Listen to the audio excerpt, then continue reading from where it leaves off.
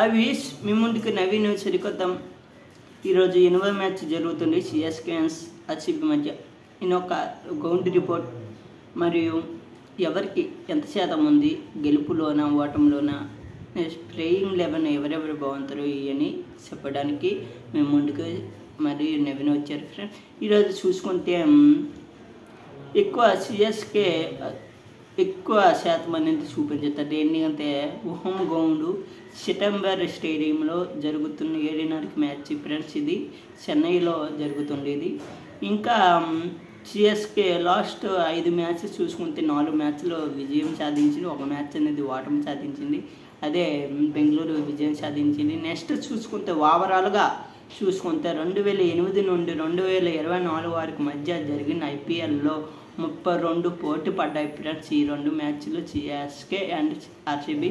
ఇందులో కనీసం 11 మ్యాచ్లే ఆర్సీబీ గెలిచాయి. తర్వాత 22 మ్యాచ్లు కూడా సిఎస్కే గెలిచింది ఫ్రెండ్స్.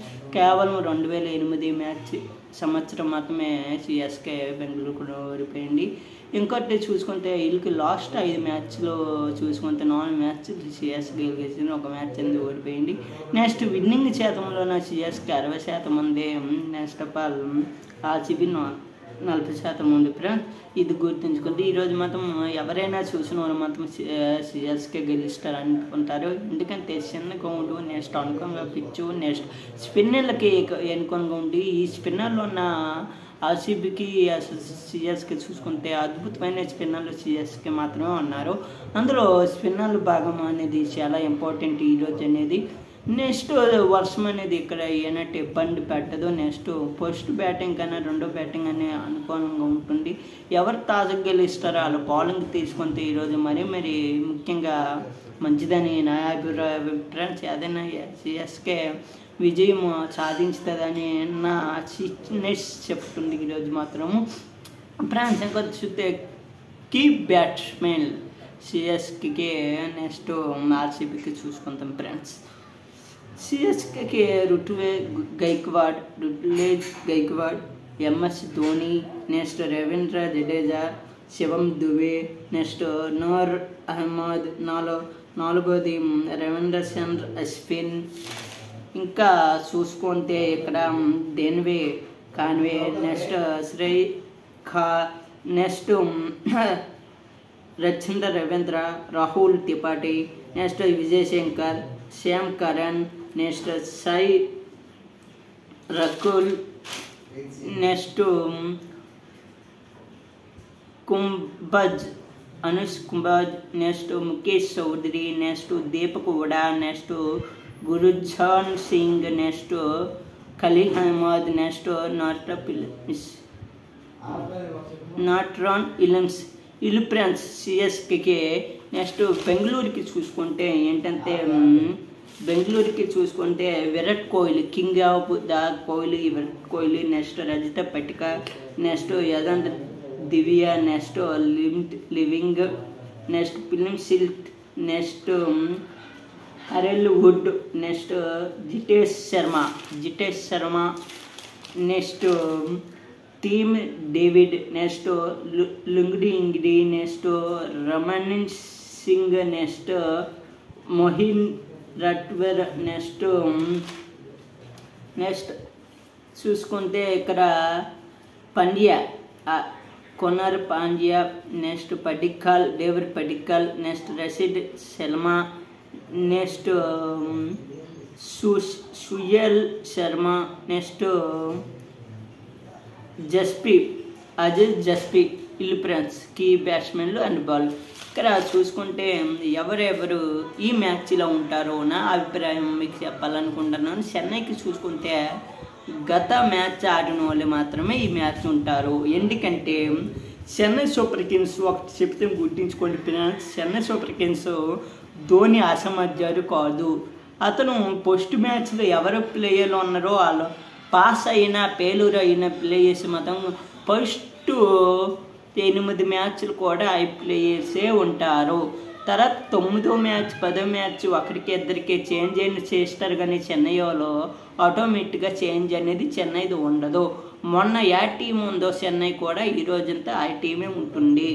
బెంగళూరు చూసుకుంటే బెంగళూరు అంతే సేమ్ టీం ఉంటుంది, కానీ ఒక్కరు మిస్ అవుతారు, ఇంకొకరు వస్తారని నా అంచనా ఫ్రెండ్స్. ఈ మ్యాచ్ మాత్రము ఎందుకంటే చెన్నైకి ఆడిన మ్యాచ్ మాత్రం వాళ్ళకి బాల్ స్పిన్నిస్కి అనుకూలంగా ఉండాలి కాబట్టి ఒకరికి తెచ్చుకుంటారు బెంగళూరు వాళ్ళు అనుకుంటున్నాం.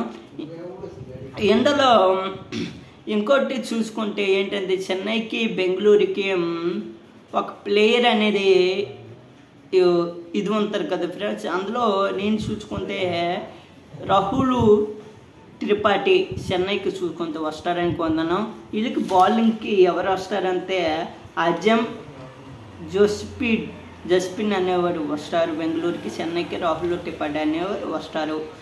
ఓకే ఫ్రెండ్స్, ఇది చూసుకుంటే ఇప్పుడు మీరు డ్రీమ్ 11 పెట్టాలనుకుంటున్నారా? ఈ టీమ్స్ పెట్టున్నారా పెట్టలేదో ఒకసారి చూసుకోండి ఫ్రెండ్స్.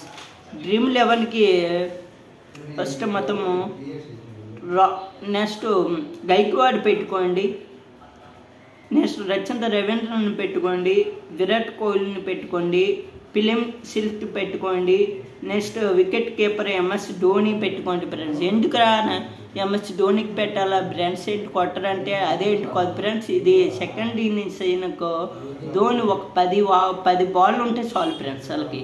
నెక్స్ట్ వికెట్ కీపర్ అంతా చాలా అద్భుతంగా ఉంటుంది, ఎందుకంటే సువర్ణ గోవిండ్లో ఆడుతుంది కాబట్టి చెన్నైలో మాత్రమే చాలా బాగుంటుంది. అతను లేదా జితేష్ శర్మకి పెట్టుకోండి, పంజాబ్లో బాగా ర్యాక్స్ కొట్టున్నారు జితేష్ శర్మ, ఇందులో బాగా పర్ఫార్మెన్స్ చేస్తారు అనుకుంటున్నాను. నెక్స్ట్ ఆల్రౌండ్కి అశ్విన్కి పెట్టేవాడి జడేజాకి లేదా జడేజాకి లేదా శ్యామ్ కరణ్కి ఇద్దరికి పెట్టుకోండి. ఇల్లు పక్క పాండ్యాకి లేదా లివింగ్స్టన్కి పెట్టుకోండి. లివింగ్స్టన్ స్పిన్నే, పాండ్యా స్పిన్నే, కానీ బ్యాటింగ్ లివింగ్స్టన్కి బాగా బాగుంటుంది, ఇక్కడ స్పిన్ బాగుంటుంది. ఇద్దరు ఆల్రౌండ్లు ఎవరికైనా పెట్టుకోండి. బౌలర్లకు వస్తే మాత్రం నూర్ అహ్మద్కి పెట్టుకోండి, నెక్స్ట్ హర్దిడ్ వుడ్కి పెట్టుకోండి, నెక్స్ట్ ఖలీం అహ్మద్కి పెట్టుకోండి, నెక్స్ట్ సుషియన్ శర్మకి పెట్టుకోండి ఫ్రెండ్స్. ఇల్లు డ్రీమ్ 11 పేస్ ఫ్రెండ్స్. ఇది చూసాక నాకు కామెంట్లో చేయాలని కోరుకుంటున్నా, ఎవరు గెలుస్తారో ఎవరు ఓడిపోతారో. నెక్స్ట్ నా ఎనాలిసిస్ ప్రకారం ఎలా ఉండో మీకు చెప్పాలనుకుంటున్నాను ఫ్రెండ్స్. ఓకే ఫ్రెండ్స్, సరికొత్త ఈరితో మేము కొడతాను. డ్రీమ్ 11 ఇంకా మంచిగా ఏర్పాటు చేసుకొని సాయంత్రం 5లో ఉన్న డ్రీమ్ 11 ఎనట్పై లైక్ పెడితే బాగుంటుంది కూడా. ఇంకొక షార్ట్లో చేయడానికి మేము ఇంటికి వస్తున్నాం ఫ్రెండ్స్. ఇది చూసిన లైక్ కామెంట్ షేర్ మీ ఫ్రెండ్స్ కూడా పెట్టండి ఫ్రెండ్స్. అంతవరకు బాయ్ బాయ్.